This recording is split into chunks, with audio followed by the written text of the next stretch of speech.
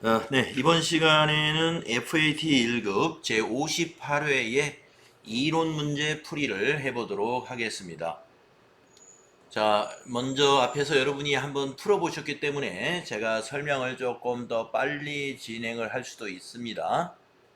추가적인 질문이 있으면 설명하는 도중에도 질문하셔도 괜찮습니다. 자, 1번 보겠습니다. 다음은 김 과장과 이 대리의 대화이다. 가의 내용으로 옳은 것은 이랬습니다. 본사 건물에 엘리베이터를 설치한 덕분에 건물의 가치가 증가되었다네. 관련 지출은 어떻게 처리해야 하나라고 했습니다. 이 대리가 본사 건물은 본사 건물에 무엇으로 처리할 예정입니다. 자, 엘리베이터를 건물에 설치함으로써 가치가 증가됐으므로 자본적 지출로 봐야 되겠죠. 건물의 자본적 지출은 건물로 회계 처리한다는 이야기입니다. 즉 자산으로 보겠다 하는 얘기입니다. 자, 그래서 답은 2번이 돼야 되겠습니다. 유형자산의 취득 후 지출에는 지금과 같은 자본적 지출이 있고 수익적 지출이 있고 이렇습니다. 만약에 건물에 대한 지출 중에 건물의 유리창이 파손되어서 유리창을 교체하는 비용이 지출됐다. 이거는 건물의 가치가 증가하는 것이 아니고 건물을 유지하는 데 들어가는 비용이거든요. 그러한 지출은 우리가 수익적 지출이라고 하죠. 수익적 지출은 자산이 아니라 수선비라고 하는 비용으로 판매관리비로 처리한다는 뜻입니다. 다음은 2번으로 가보겠습니다. 다음 중 유동부채 개정 과목이 나타나는 거래가 아닌 것은, 여러분이 개정 과목을 분류할 줄 알아야 부채 중에서도 유동부채 개정 과목이 어떤 것인지, 또 비유동부채라든가 다른 나머지 개정 과목들 분류가 여기서 절대적으로 필요하겠죠. 자, 1번 보겠습니다. 급여 지급 시에 근로소득세를 원천징수할 때는 애수금이라는 부채로 인식하죠. 요 애수금은 유동부채에 해당되는 개정 과목이에요. 왜 유동부채냐? 이 애수금은 다음 달 10일 날 세무서에 납부하는 거거든요. 그래서 우리가 유동부채는 뭐예요? 1년 내에 이행해야 될 의무가 있는 게 유동부채입니다. 다음 2번. 상품을 주문하고 계약금을 현금으로 지급했습니다. 계약금을 받으면 부채지만 유동부채예요. 선수금. 하지만 지급했죠, 우리가. 그러면 선급금이란 말이에요. 선급금. 그래서 계약금을 지급한 요 선급금은 부채가 아니고 유동자산입니다. 그래서 답은 2번이 되겠습니다. 유동부채가 아니다 이거죠. 답은 2번. 그럼 3번은요. 결산일 현재 장기차입금의 상환기일이 3개월 이내로 도래하여 유동성 대체분계를 한다 이랬습니다. 장기차입금을 대체분계할 때 유동성 장기부채라는 개정 과목으로 대체하죠.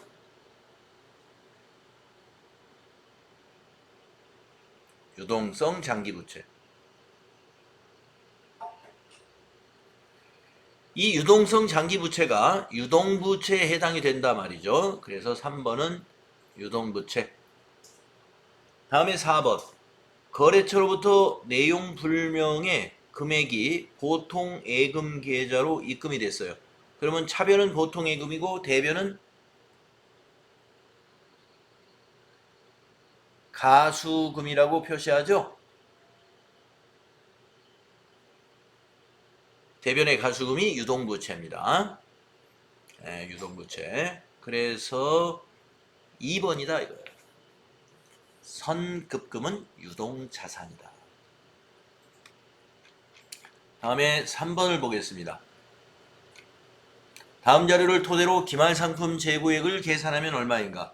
이런 문제를 만나면은 기말상품 재고액 또는 상품 매출원가 이런 문제가 가끔 잘 나와요. 그러면 여러분이 시험 볼 때 메모지 A4 용지 한 장 책상에 꺼내놓고 시험을 본단 말입니다. 꺼내놓고서 상품 계정에 4가지 항목이 있죠. 기초 차변 항목입니다. 400만원. 단기 매입 차변 항목입니다. 요 두 개가 차변 항목이에요. 그래서 요 두 개를 더하면 600만원이죠. 이것을 우리가 판매 가능 금액이라고 합니다. 판매 가능 금액에서 매출 원가를 여기다 위에 쓰고 여기에 이제 기말 상품 재고액이 이 자리에 오는 거죠. 그 두 개를 합쳐서 600만 원이 나오도록 하는 거예요. 그러면 매출 원가는 여기서 어떻게 아느냐? 매출의 가구 매출 총이익을 알려주었으니 매출액에서 매출 원가를 뺀 거에 매출 총이익이란 말이에요. 그러면 원가는 500이라는 얘기입니다. 그래서 매출 원가가 500만 원이다. 그러면 이게 얼마가 돼요? 100만 원이 돼야 되죠. 여기 들어가는 요 100만 원이 바로 기말 재고액인 것이다. 답이 4번인 겁니다. 매출 원가는 500만 원, 기말 재고액은 100만 원이 됩니다. 이런 요령으로 답을 찾는 게 쉽습니다.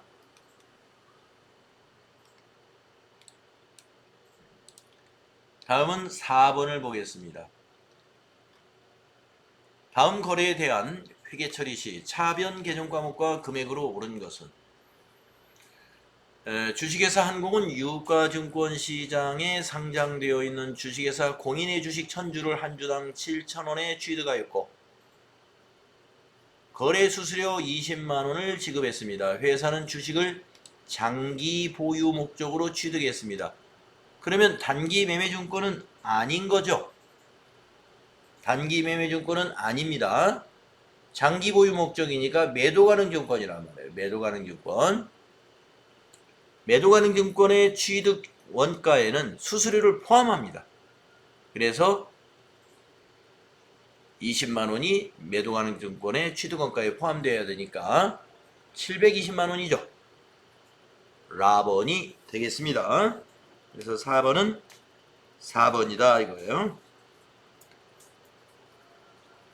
차변에 매도가능증권 720이라고 기록해야 됩니다.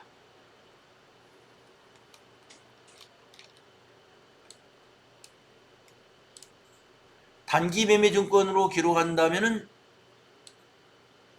가번이죠. 단기 매매증권으로 기록한다면 가번이 맞아요. 왜냐? 단기 매매증권은 매입 시 수수료를 비용 처리하죠. 수수료 비용.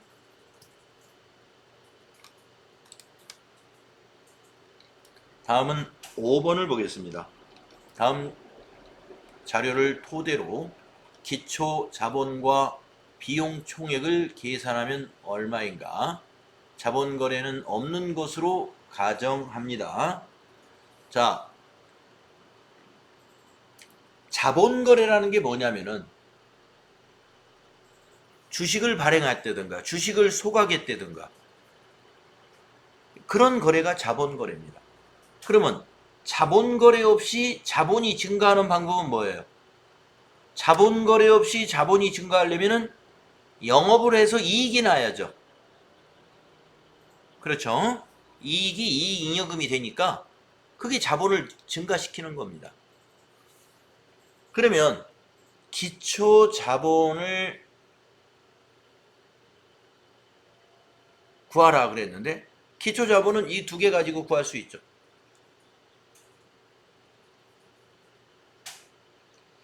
자, 기초 자산은 기초 자본 더하기 기초 부채잖아요.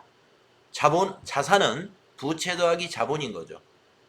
그러니까 기초 자산이 250이고 기초 때 부채가 120이었으면 기초 자본은 130이었다. 자, 그 다음에 이제 비용 총액. 기초 자본이 130이었는데 기말 자본이 160이 됐네요. 그럼 30만 원 증가했죠. 자본이 30만 원 증가한 이유가 뭐예요? 원인. 이익이 발생했으니까 증가한 거예요. 이익이 발생했으니까. 그런데 수익이 80이었대요. 수익이 80. 그러면 비용이 얼마야 30만 원 이익이 나요? 비용은 50이었겠죠. 비용 총액이 50이고 수익 총액이 지금 여기 80이라는 거 아니겠습니까? 수익 총액이. 그래야 당기순이익이 30만 원 발생해가지고 기말 자본의 증가로 가져오는 것이죠. 그래서 기초 자본이 130이었고 기말 자본이 160이 되었고 당기순이익이 30이 나왔으므로 비용은 50만 원이었다. 이런 얘기입니다. 답이 라번입니다.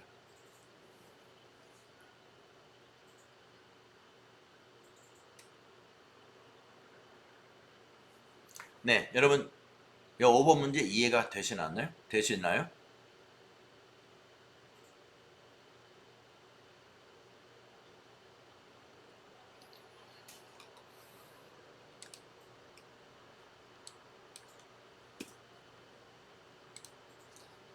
자, 이렇습니다. 여러분, 이 원리를 꼭 아셔야 돼요. 자산은 부채 더하기 자본이다. 언제나 성립이 되는 겁니다. 기초 때든 기중이든 기말이든 어느 시점에 계산을 하더라도 이게 꼭 지켜집니다. 그래서 우리가 이걸 뭐라고 그래요? 재무상태표 등식이라고 한단 말이에요. 재무상태표가 어느 날은 맞고 어느 날은 안 맞고 하면 안 되잖아요. 재무상태표 등식. 언제나 이 등식이 성립된다 이거예요. 그러니까 먼저 기초를 한번 보세요. 기초가 자산이 250이었대요. 그리고 기초 부채가 120이었답니다. 그러니까 여기 기초 자산이 250이고 기초 부채가 120이었으니까 기초 자본은 얼마가 되냐 이거예요. 그래서 130이 된다 이거예요. 이것은 130이다. 250만 원은 120 더하기 130. 그래야 성립이 되니까. 이건 이해하셨죠? 그러면 기말 자본도 성립되는가 볼까요? 여기는 근데 기말 자산과 기말 부채가 없어서 그건 확인하기가 어렵습니다. 자, 그 다음에 여러분에게 또 하나 이 기말 자본에서 말이죠. 기초 자본을 뺀 것은 어떤 의미가 있는 금액이냐? 이게 자본의 증가액이잖아요. 자본의 증가액. 그렇죠? 기말 자본 마이너스 기초 자본은 이번 회계년도 동안에 자본이 얼마가 증가했는가? 자본의 증가액을 말하는 거죠. 그러면 이 자본의 증가액의 구성이 뭐냐 이거예요. 첫째, 자본 거래가 있으면 자본의 변화가 일어나요. 자본 거래. 자본 거래라는 건 뭐냐요? 뭡니까? 주식을 발행해서 운영 자금을 마련하는 거. 그게 자본 거래. 또 하나는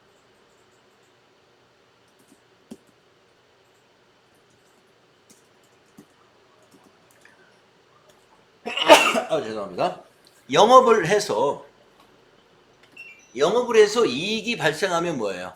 자본이 증가하죠. 영업을 해서 이 당기순이익이 어디로 가요? 미처분 이익잉여금이라는 자본의 이익잉여금으로 포함이 된다. 만약에 영업을 해서 손실이 나면 어떻게 될까요? 자본의 미처리 결손금으로 갑니다. 미처리 결손금은 자본의 감소를 가져와요. 그래서 여기서 이제 감소도 있을 수는 있지만 우리가 긍정적으로 봐서 증가라고 했을 때는 이익이 발생한 것이고요. 손실이 발생할 수도 있기 때문에 손익의 발생이라고 했습니다. 손실이 나오면 기말자본은 감소하고 이익이 발생하면 증가하는 거예요. 근데 아까 이 문제에서 자본거래는 없다고 가정하는 거죠. 그러면 이 증가 금액은 뭐예요? 이 증가 금액은 전부 다 영업을 해서 이익이 난 것이다 이겁니다. 영업을 해서 이익이 났다. 그래서 영업을 해서 이익이 났기 때문에 이 문제에서 뭐라고 했냐면은 당기의 수익은 80만 원이었다. 비용이 얼마였을까요? 했단 말이에요. 비용은 50만 원이다. 이거 우리가 어떻게 구했어요? 비용이 50만 원이라는 걸 어떻게 구했느냐? 아까 기초자본이 130만 원이라는 걸 우리가 찾아냈잖아요. 근데 여기 기말자본이 160이라고 했어요. 160. 그러니까 30만 원 증가했죠. 30만 원 증가한 것은 비용이 50만 원이기 때문에 당기순이익이 30만 원이 발생했다. 그래서 비용이 50만 원이라는 걸 우리가 알게 되는 것입니다.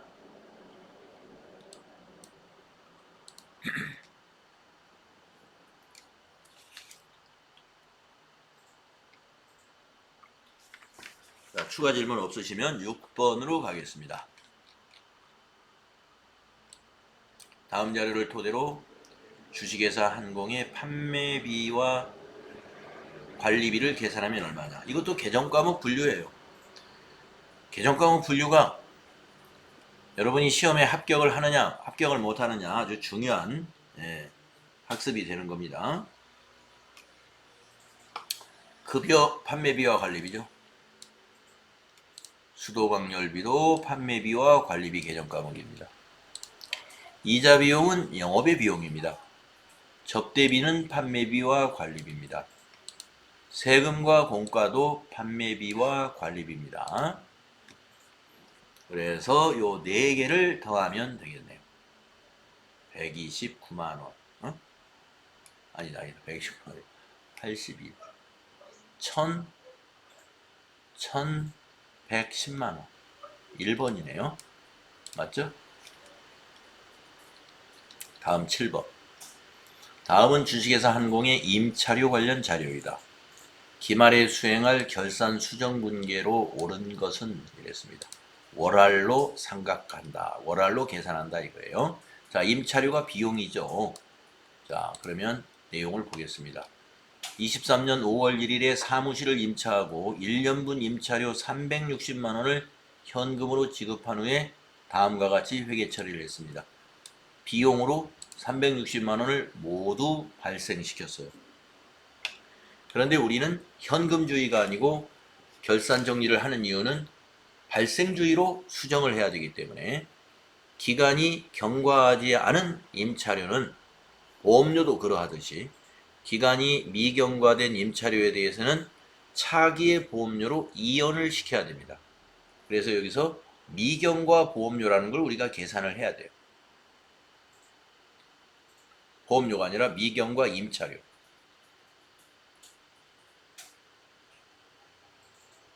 몇 개월치인지 계산해 보면 5월 1일부터 1년분이니까 내년 4월 말까지죠. 그러면 미경과한 것은 내년 것이 미경과한 것이니까 4개월입니다. 미경과 임차료는 4개월. 4개월치를 계산하는 방법은 요 1년치 360만 원 있죠? 360만 원을 곱하기 4 했다가 나누기 12. 12분의 4를 계산하면 되는 것입니다.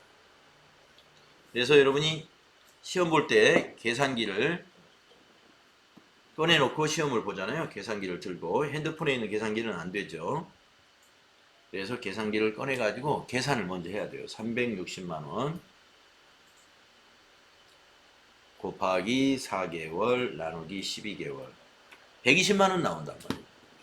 그래서 120만 원이 미경과 임차료이기 때문에 이 120만 원을 당기의 임차료에서 취소시키고 자산으로 선급비용이라는 자산으로 잡아가지고 내년으로 가지고 가는 겁니다. 이걸 우리가 비용의 이연이라고 한다 이거죠. 자, 차변의 선급비용, 대변의 임차료. 답번이죠. 120만 원에 대한 분계이고 차변이 자산, 대변이 비용 취소. 답번이 답입니다. 그래서 3번을 마우스로 클릭하셔야 됩니다.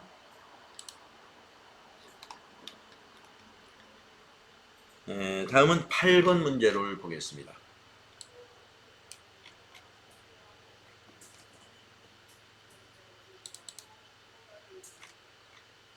다음 중 부가가치세 납세 의무에 대해 바르게 설명하고 있는 사람은, 자, 첫 번째 사람, 면세 사업자도 부가가치세 납세 의무가 있을까요? 없죠. 면세 사업자는. 틀렸고요. 두 번째 사람, 사업자 등록을 하지 않으면 부가가치세 납세 의무가 없나요? 등록을 안 하면 나중에 지연 등록 가산세, 지연 등록이 아니라 아예 미등록했으면 미등록 가산세 물면서 납부를 해야 됩니다. 다음에 민혁이, 재화를 수입하는 사람도 부가가치세 납세 의무가 있다. 그렇죠. 수입하는 자에게 납세 의무가 있는 거죠. 부가가치세. 민혁이가 맞았습니다. 다음은 세진이, 국가나 지방자치단체는 부가가치세 납세 의무가 없나요? 있습니다. 국가나 지방자치단체라 하더라도 과세 사업 내지는 과세 용역을 공급하는 경우가 있어요. 그랬을 때는 부가가치세 납세 의무를 이행해야 됩니다. 자, 우리가 시청 같은 데가 지방자치단체잖아요. 시에서 운영하는 과세 사업의 대표적인 게 뭐냐? 주차장 사업입니다. 예. 시에서 관리하고 있는 도로라든가 이런 데 선을 그어가지고 주차비를 징수하고 있거든요. 물론 시가 직접 하는 지방자치단체도 있지만 요즘에 와서는 시에서 공단을 설립하죠. 공단. 각 시마다 무슨 관리공단? 이런 식의 공단을 만듭니다. 그게 다 뭐냐면 시에서 그 이사장을 선임하고 공단식으로 합니다. 그게 결국에 시에서 하는 사업이에요. 공단을 통해서 그와 같은 과세 사업들을 하는 경우가 있습니다. 따라서 국가나 지방자치단체에도 과세 용역 내지는 과세 재화를 공급하는 경우가 있어요. 그때는 부가가치세를 납부해야 됩니다. 왜 그러냐면은 그걸 부가가치세를 우리가 시민들이 내고 있잖아요. 우리가 만약에 주차료가 1,000원이고 부가세가 100원 해서 1,100원에 주차료를 납부합니다. 그러면 공단에서는 어떻게 분계해야 돼요? 차변에 주차료 1,000원, 부가세, 예수금 100원 이렇게 하죠. 차변이 아니라 대변에. 대변에 부가세 예수금 100원, 대변에 주차료 수입 1,000원 이렇게 수익 발생시키죠. 그랬다가 그 부가세를 시민으로부터 받은 부가세를 어떻게 해야 돼요? 과세관청에 납부해야 된다. 이런 얘기입니다. 자, 그래서 세진이도 틀린 겁니다. 민혁이가 답인 거예요. 수입하는 자는 납세 의무가 있다. 네, 그 다음에 9번 문제를 보겠습니다. 다음 중 부가가치세 과세 거래에 해당하는 것은 이랬습니다. 양도담보를 목적으로 부동산을 제공하는 것은 공급으로 보지 않기 때문에 과세가 안 되죠. 무상으로 견본품을 제공하는 경우, 견본품을 우리가 샘플이라고 하잖아요. 이것은 과세하지 않죠. 공급으로 보지 않기 때문입니다. 다음, 거래처에 접대를 목적으로 제품을 증여하는 경우, 이걸 우리가 사업상 증여라고 해서 과세합니다. 시가로 과세를 하고 있습니다. 시가의 10% 부가세를 과세한다 이런 얘기죠. 그래서 과세 거래에 해당하는 거 3번이 되겠습니다. 4번, 근로계약을 맺고 근로를 제공하는 경우, 우리가 근로의 제공은 용역의 공급이 아니고 근로의 제공일 뿐입니다. 그래서 과세하지 않습니다. 근로의 제공에 대해서 과세하는 것은 근로소득자에게 근로소득세를 과세하는 것이지 부가가치세를 과세하는 것이 아니라, 답이 3번이죠. 다음 10번. 다음은 제조업을 영위하는 일반과세자 주식회사 한공의 23년 제2기 부가가치세 확정신고 자료입니다. 확정신고 시 납부할 세액을 계산하면 얼마인가? 필요한 세금 계산서는 적법하게 수취하였습니다. 자, 납부세액 공식이 어떻게 돼요? 납부세액이라는 것은 매출세액에서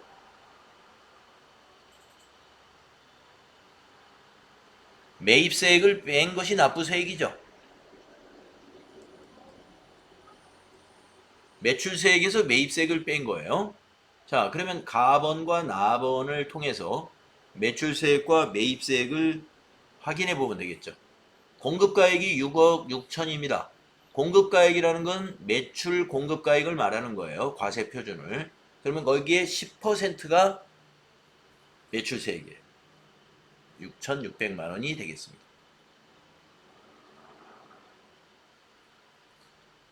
자, 나번이 매입세액이네요. 빼기. 2,100만 원이네요. 그런데 괄호 안에 뭐가 있느냐? 토지의 자본적 지출 관련 매입세액 100만 원과 접대비 지출 관련된 매입세액 200만 원이 포함되어 있다. 그러면 300만 원은 매입세액 공제가 안 되는 매입세액입니다. 그래서 1,800만 원만 공제가 가능한 매입세액이죠. 공제 가능한 매입세액 1,800만 원을 빼준 것이 납부세액입니다. 얼마 나왔어요? 내보면